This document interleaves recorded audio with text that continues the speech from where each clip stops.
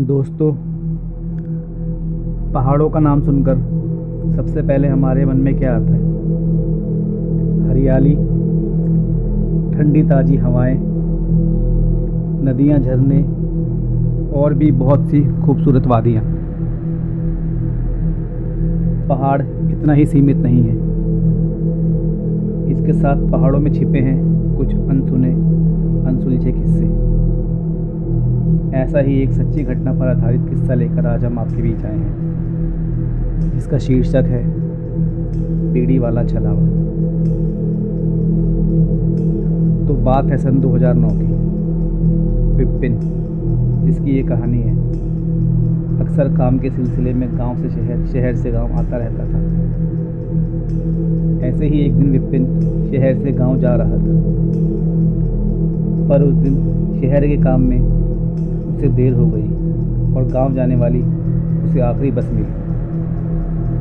वो बस में बैठकर गांव पहुंचता है, तब करीब 8 बज जाते हैं। अब उसे टैक्सी लेकर बस अड्डे से घर पहुंचना था, पर अंधेरा होने की वजह से कोई भी टैक्सी वाला जाने को तैयार नहीं। अब विपिन सोच ही रहा होता है कि घर कैसे जाऊं। तभी उसे पास ही के गांव का एक लड़का, जिसका नाम दीपक होता है, वो साइकिल पर जाता हुआ मिल जाता है। विपिन को देखकर दीपक उसके पास आता है और कहता है, दोनों साथ चलते हैं। मेरे गांव से तेरा गांव कुछ ही दूरी पर है, तू वहां से निकल जाइयो, वरना यहाँ तो टैक्सी कल सुबह ही मिलेगी। विपिन उसकी बात मान लेता है। अब ये दोनों साइकिल पर गांव की ओर चल दिए। करीब 1 घंटे बाद दीपक का गांव आ गया।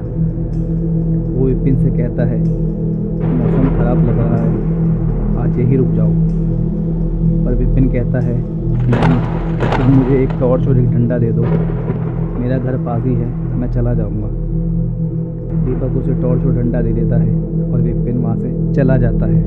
थोड़ी दूर पहुँचने पर ही उसे एक और लड़का मिलता है, जो वहाँ एक पत्थर पर बैठा था, जो खाई के बिल्कुल नज़दीक था। विपिन को लगता है शायद कोई थक कर बैठा होगा। उसी की तरह शायद उसे भी कोई टैक्सी नहीं मिली होगी और वो बस अड्डे से गांव की ओर पैदल आ रहा होगा। विपिन उसके पास जाता है और पूछता है, सब ठीक तो है भाई? वह कोई जवाब नहीं देता। विपिन फिर बोलता है, तुम भी पैदल आए हो क्या? पर फिर भी कोई जवाब नहीं मिलता। विपिन सोचता है, यहाँ समय क्यों बर्बाद करूँ, आगे चलता हूँ। जैसे ही विपिन खड़ा होता है, तभी वो लड़का बोलता है, बीड़ी पिला दे। शायद विपिन उसकी बात ठीक से नहीं सुन पाता। वो लड़का फिर दोहराता है, बीड़ी पिला दे। विपिन कहता है, नहीं, मेरे पास कोई बीड़ी नहीं है। लड़का कहता है, बाएं तरफ जेब में देख, बीड़ी का बंडल रखा हुआ है।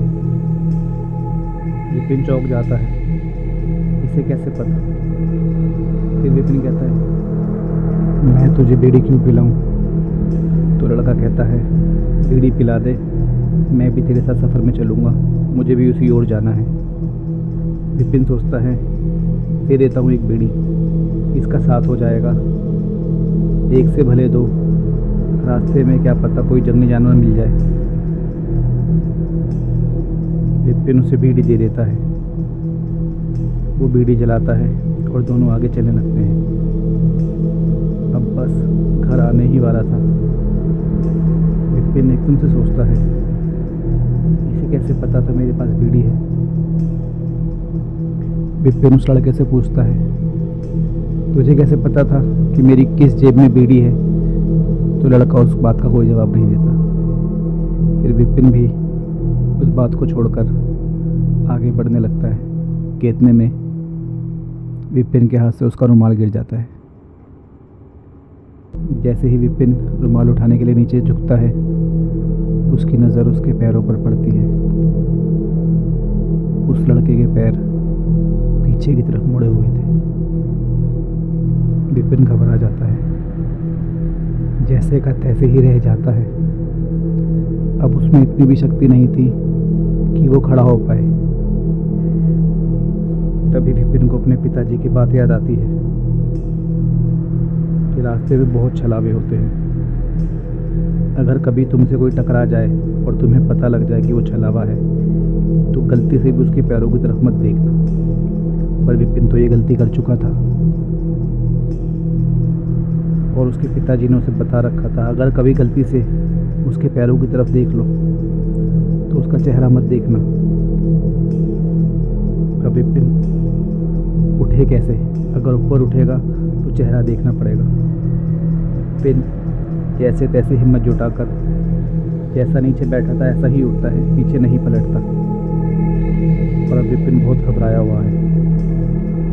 तभी वो लड़का बोलता है, मुझे एक बीड़ी पिला दे विपिन। लेकिन अब लड़के की आवाज़ बदली हुई थी। विपिन उसकी बातों पर ध्यान नहीं देता और सीधा चलता रहता है। वो लड़का आवाज़ गुस्से से आवाज़ बुलंद बनाकर बोलता है, मुझे एक बीड़ी पिला दे विपिन। विपिन अब कुछ सोचने समझने सुनने की हालत में कहाँ था। वो तो डरा हुआ था। पिछले आधे घंटे से जिसके साथ वो चल रहा है, जिससे बातें कर रहा है, वो एक भूत है, एक छलावा है। मानो विपिन के पैरों के नीचे से जमीन ही खिसक गई। वो लड़का फिर दोहराता है और अब आवाज़ पूरी तरह बदल चुकी थी। मुझे एक बीड़ी पिला दे विपिन। विपिन डरी हुई आवाज़ में कहता है, देता हूँ, अभी देता हूँ। विपिन जेब से बीड़ी का बंडल निकालकर बिना पीछे देखे, बिना अपनी गर्दन घुमाए अपने हाथ पीछे करता है और उसके हाथ इस समय बहुत बुरी तरह कांप रहे थे। तभी वो लड़का जो कि छलावा है विपिन से पूछता है, क्या हुआ तुझे, कांप क्यों रहा है? विपिन बोलता है कि शायद मुझे सर्दी लग गई है। अब बस घर सामने ही था। विपिन बिना पीछे देखे थोड़ी डरी हुई आवाज़ में बोलता है, मेरा घर आ गया, तुम जाओ। लड़का कहता है, मेरी मंजिल अभी नहीं आई, तू जा। इनको फिर से अपने पिताजी की बात याद आई। अगर छलावा पीछे लग जाए तो वो दरवाजे तक साथ रहता है। अगर हमने उसे पलट कर देखा तो वो हमारे ऊपर हावी हो जाएगा, वरना दरवाजे से लौट जाएगा। विपिन भागकर दरवाज़ा खटखटाता है, दरवाज़ा खोलो माँ, दरवाज़ा खोलो माँ। उसकी माँ दरवाज़ा खोलती है और विपिन तुरंत अंदर जाकर बिना पीछे मुड़े दरवाजे को बंद कर देता है और सीधा बिस्तर में जाकर चादर ओढ़कर सो जाता है और तेज की बिस्तर के अंदर से ही चिल्लाता है, कोई भी आज खिड़की पर और दरवाजे पर नहीं जाएगा। पहाड़ के सभी लोग समझदार थे, वो समझ गए इस बात को कि शायद विपिन ने कोई छलावा देखा है। अगले दिन विपिन जब सुबह उठता है तो सब कुछ नॉर्मल था। उसके बाद वो छलावा कहाँ गया इस बारे में किसी को कुछ नहीं पता। बस जिस पत्थर पर वो विपिन को बैठा हुआ मिला था, वहाँ से गुजरने वाले लोग अक्सर कहते हैं कि वहाँ पर वो किसी लड़के को बैठा हुआ पाते हैं और वो आने जाने वालों से बीड़ी मांगता है। पता नहीं इस कहानी में कितनी सच्चाई है, लेकिन ऐसे छलावे के बहुत सारे किस्से और बहुत सारी कहानियाँ हमने पहाड़ में रहने वाले लोगों से सुनी है।